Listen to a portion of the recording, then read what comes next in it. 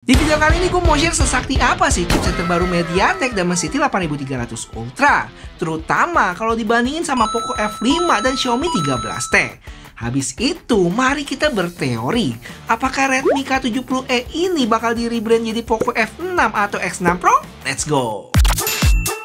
Ini dia boxnya yang berwarna dasar hitam dengan tulisan gede warna emas. Dan wow, terpampang dengan jelas tulisan Powered by Xiaomi HyperOS. Buat yang belum nonton perbandingan HyperOS dan MIUI 14, bisa cek video gue yang ini. Pas dibuka, ada kotak lagi dengan tulisan Redmi dan logo cicak berapi. Yang di dalamnya ada SIM ejector, buku-buku yang jarang dibaca, dan udah nggak dapat casing transparan lagi. Sesuatu yang bagus nih. Habis itu kita kesampingin dulu HP-nya, terus ada kabel chargeran Type A ke Type C, dan kepala charger 90 watt.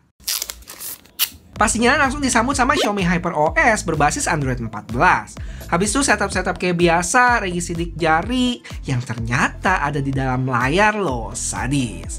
Setelah kelar setup, gue cek storage-nya udah kemakan 27GB dari total 256. Dan kayak biasa karena ini China ROM, Google Play Store-nya nggak langsung nongol ya. Kita mesti update dulu dari Gets App. Udah langsung nongol aja ada di depan sini. Klik update dan beres deh, tinggal login kayak biasa. Nah, langsung diminta update software juga nih, sekitar 450-an mega. Cus. Impresi awal gue tentang HP ini, jelas kamera modulnya menarik perhatian banget. Sekaligus bikin gue lapar sih. Ingetin sama kompor yang jual martabak manis gitu nggak sih? Cuman gue kurang suka ya, nggak tahu kenapa. Overall sekarang desainnya flat gitu ya, dari layar sampai ke frame-nya yang matte gitu. Ngikutin model zaman now nih. Terus backnya glossy ya, dan buat jiplakan sidik jari samar-samar masih kelihatan. Oh ya, ada lengkungan dikit juga di sini.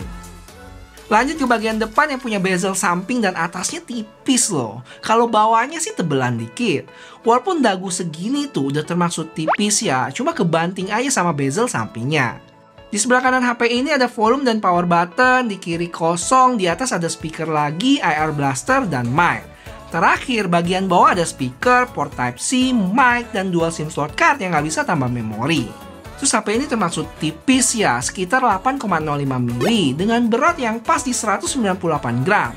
Untuk build quality-nya lumayan solid sih, nggak terlalu berasa plastiknya. Dan frame-nya ini juga dari plastik ya, karena nggak kelihatan garis antenanya.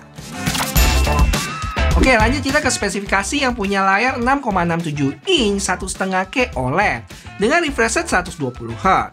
Untuk tingkat kecerahan maksimalnya itu 1800 nits ya, udah Dolby Vision dan HDR10+. Lanjut ke jualan utama HP ini, yaitu chipset MediaTek Dimensity 8300 Ultra buatan TSMC 4 nanometer yang udah LPDDR5X dan UFS 4.0. Buat benchmarknya gimana, nanti gue bahas di belakang ya. Sekarang gue bandingin sama Poco F5 dan Xiaomi 13T. Habis itu buat baterainya sih di luar normal nih. Punya kapasitas 5500 mAh yang udah support 90 watt fast charging. Dan ketambahan chip P2 buat handle fast chargingnya tadi. Dan G1 buat baterai manajemen. Pertanyaan gua, dan gue pengen tahu juga pendapat teman-teman, apakah kedepannya HP-HP zaman now mulai punya baterai di atas goceng ya?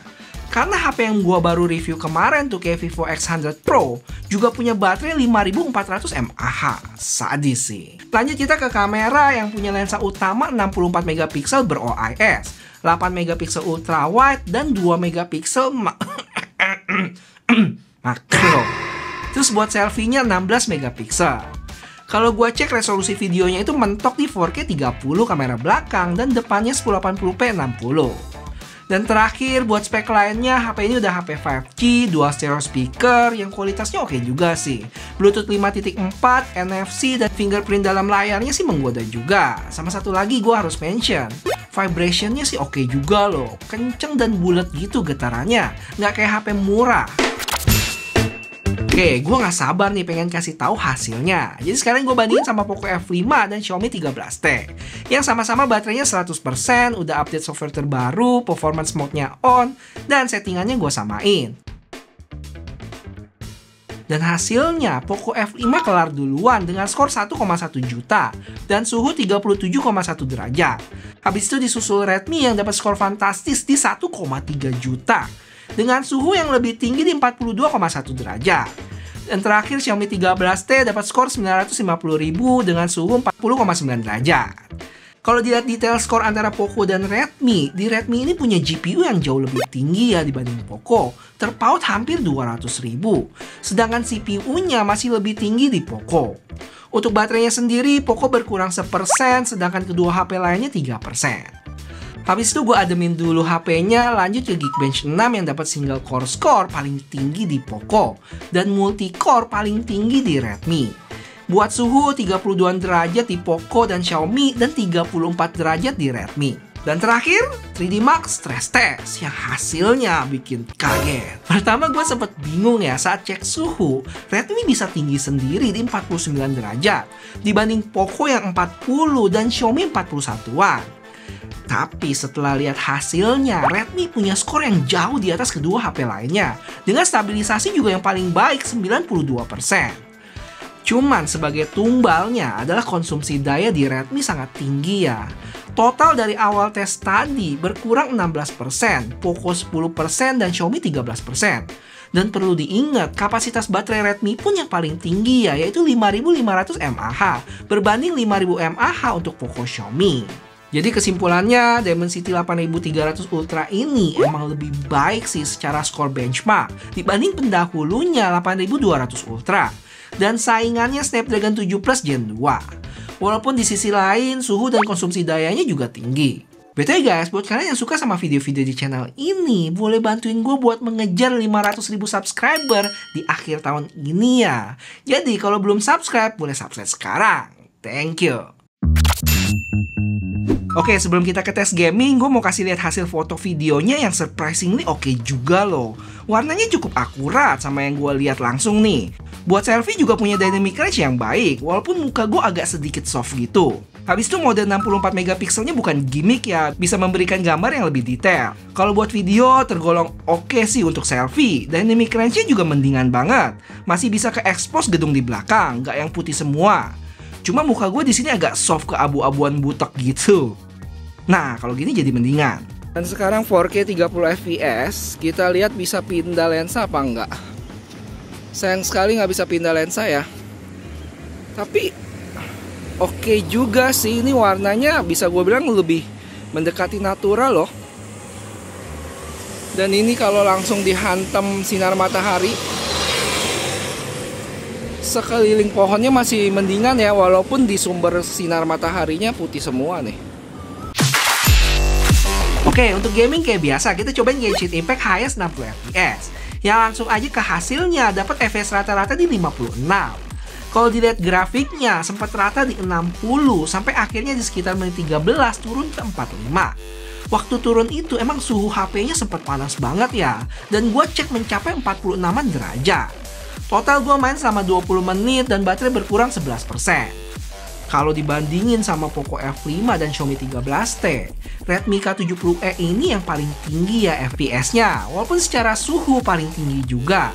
Untuk konsumsi baterai pun nggak jauh beda, berkurang 10-11% selama 20 menitan main. HP ini punya 3 warna ya, ada hijau, hitam, sama putih. Buat variannya sendiri ada 3, 12 plus 256, 12 5 12, dan 16 plus 1 tera. Untuk harganya mulai dari 4,3 juta sampai 5,6 juta. Dan ingat, ini harga resmi di Cina sana. Terus, apa benar bakal jadi Poco F6? Jadi sebenarnya ada perdebatan nih antara rebrand ke Poco F6 atau Poco X6 Pro. Kalau dilihat dari performance-nya, ini sih udah melebihi performance dari Poco F5 ya. Dan satu lagi, Dimensity 8300 ini adalah penerus dari Dimensity 8200 yang dipakai Xiaomi 13T dengan harga 6 jutaan. Jadi kalau masalah performance, lebih pas ke Poco F6 sih sebenarnya. Karena kalau benar Poco X6 Pro bakal jadi loncatan yang jauh banget dari Snapdragon 778G di X5 Pro sebelumnya. Cuma kalau dari sisi timeline, rilisnya Poco F series itu masih lama di bulan Mei atau Juni. Dan F5 kemarin adalah hasil rebrand dari Redmi Note 12 Turbo, bukan Redmi K series. Jadi ada kemungkinan juga lebih ke X6 Pro nantinya.